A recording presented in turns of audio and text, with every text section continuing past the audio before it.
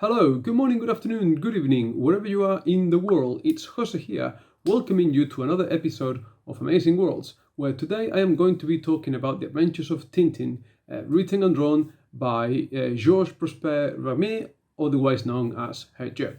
Now, the Adventures of Tintin, as we know and understand them, are based on a total of 23 volumes, which were originally serialized.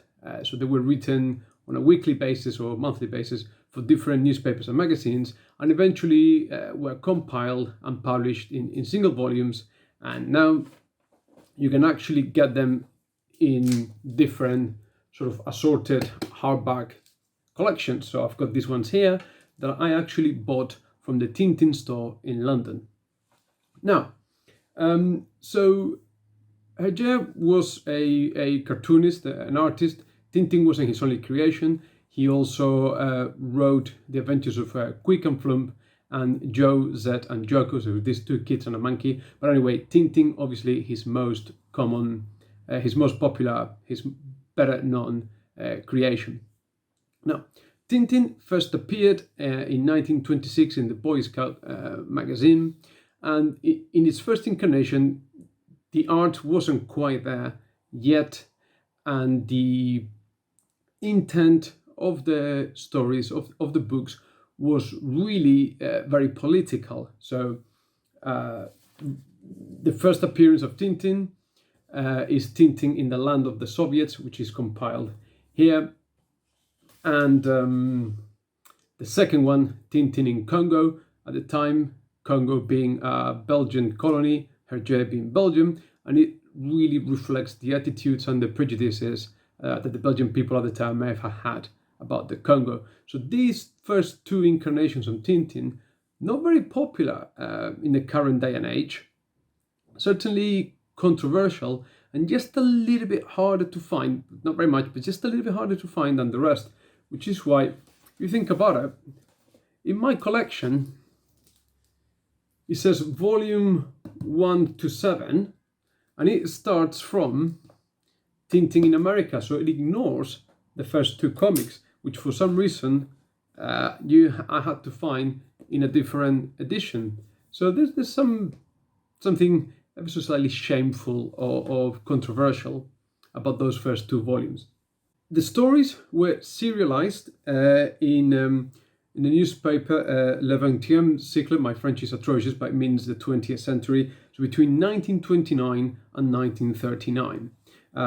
So every week you will get a few pages, and that covers the first 8 volumes. So from Tintin in the Land of the Soviets to King Ottokar's Scepter, those first volumes were published periodically in Le 20e siècle. Then Belgium was invaded by the Nazis, by the Germans during World War II. So the Adventures of Tintin transfer to newspaper called Le Soir. And in there, 5 volumes were serialized. So The Crab with the Golden Claws, Shooting Star, Secret of the Unicorn, Red Rockman's Treasure, and The 7 Golden Balls were published in Le Soir up until 1946, so after the Second World War. At which point, Hergé created the Hergé Studios, his own studios, and the last few books were published there. Now, in Hergé Studios, Hergé wasn't. Everything is credited to Hergé, the drawing, the scripts, everything, but it is well known that he had collaborators that were perfect at imitating his style, and he was more sort of overseeing sort of the overall production and creation of the stories, and there is still some question and debate as to how much he actually drew in each story. Now, over the course of the 23 volumes, the cast of characters grew. So originally we just find Tintin and his dog Milou in French, or Milou in Spanish, or Snowy in English. Tintin is a reporter that works originally for the newspaper that he was being published in, Le 20e siècle, and eventually he's just an international reporter. As I said, the cast of characters grew throughout the series. So then we were introduced to Captain Haddock, who was an sort of alcoholic sailor, and eventually sort of joins Tintin in his adventures. We also have the pair of really incompetent private detectives, Thompson and Thompson, who are this very quintessential sort of British gentlemen, all dressed in black with traditional sort of boiler hat and the umbrellas and everything. We also have Bianca Castafiore, who is a diva opera singer from La Scala in Milan, who acts as a love interest of Captain Haddock, and also to Professor Calculus, who is this sort of genius scientist with an absent mind, who every so often serves as a plot device to launch Tintin into his adventures. The setting of the stories vary throughout the series, so they are quite variable. So originally, as I said, the intent of the series was very political. In Tintin in the Land of the Soviets, the aim of the story is to show us the flaws and how fake the Soviet communist system was, and how Tintin goes to unmask how all these massive big factories were just empty shells, where it was just the smoke and mirrors and so on. We move into Congo and the very colonial attitudes of the Belgian people towards the Congo, and those first two stories I was going to say I reread. I tried to reread recently, but they are truly atrocious. The artwork isn't there yet in Tintin in the Land of the Soviets, and I actually couldn't finish it. It was just bad. Tintin in Congo is pretty atrocious as well. The plot is all over the place. And Tintin in America, the third installment, is also quite bad because it tries to hit kind of every single cliche of American culture, from gangsters to Indians, Native American Indians, I should say, perhaps, to that kind of thing. And it's just all over the place. By the time we get to book 4, Cigars of the Pharaoh, the stories change a little bit in intent. It is a lot less political, obviously probably to do with the invasion of Belgium by the Germans, and just Hergé trying to survive. So Tintin just becomes more of a sort of Indiana Jones-ish style reporter, and he goes around the world solving different mysteries. So we in the Blue Lotus, he goes to China, Cigars of the Pharaoh, obviously moves us to Egypt, the Broken Ear. He investigates in fictional South Central American countries and tribes and cultures and stuff. So every so often, the stories take a turn for the sci-fi. In volumes like Destination the Moon and Explorers of the Moon, where Tintin visits the moon a good 20 years before Neil Armstrong, Buzz Aldrin actually set foot there. The Seven Crystal Balls almost touches on the mystical.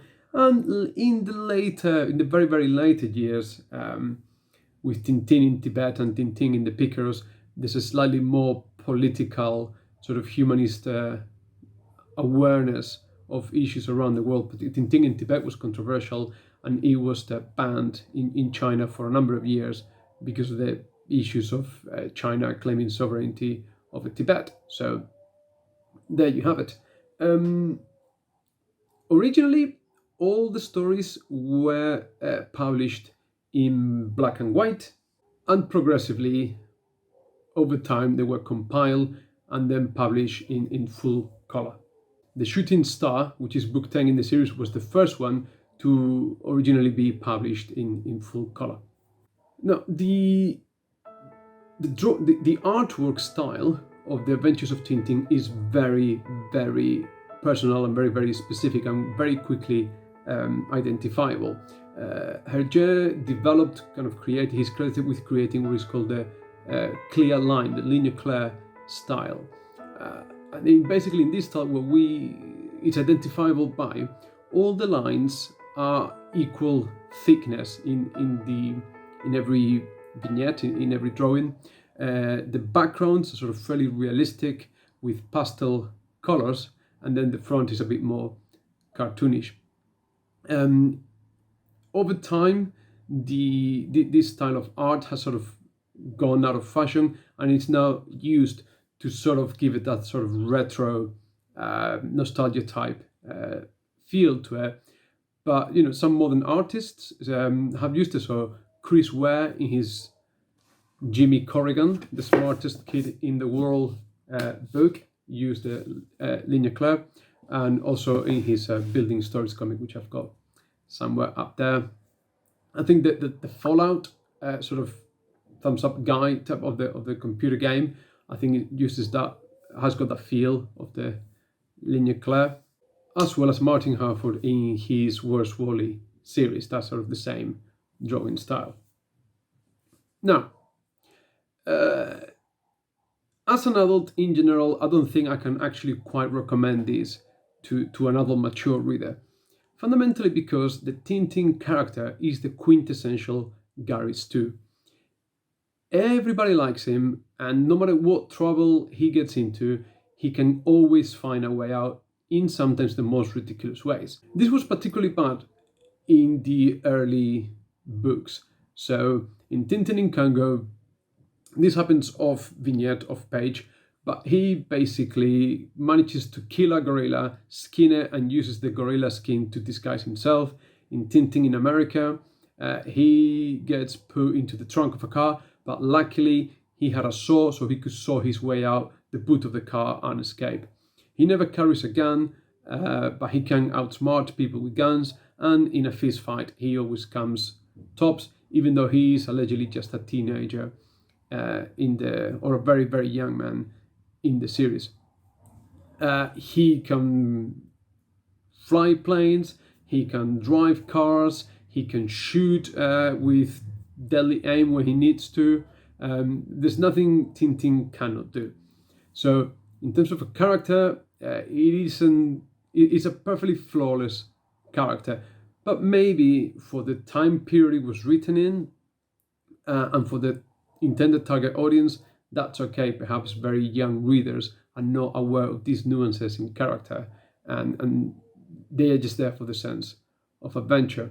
As I said, as an adult reader, I tried to give some of these stories a go recently, and the first ones are truly atrocious.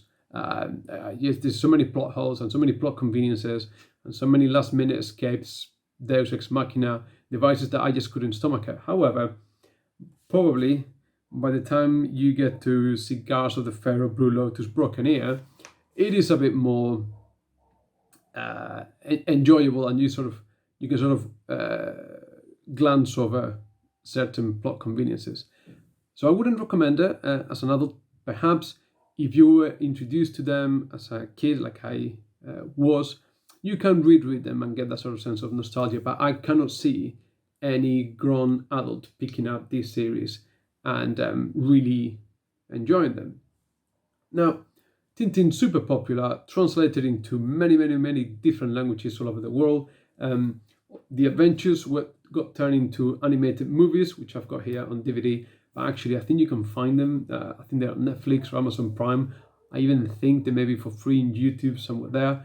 Obviously, we had the popular Steven Spielberg and Peter Jackson movie adaptation, which I wish they had done a bit more of those, because I think the character would benefit a great deal from tightening the plot of certain stories. I think the raw material is really good for a slightly more realistic adaptations of the work. I think Tintin sort of predates Indiana Jones by 40 years in that kind of sense, and I think there's great potential to have a slightly, not super dark, super gritty, super modern take on the character, but just a more up-to-date version of the character. Perhaps even keeping the time period, that's fine. The action can still happen in the 40s and 50s, but without all the silliness that as an adult makes me sort of balk at the prospect of really getting stuck into the stories.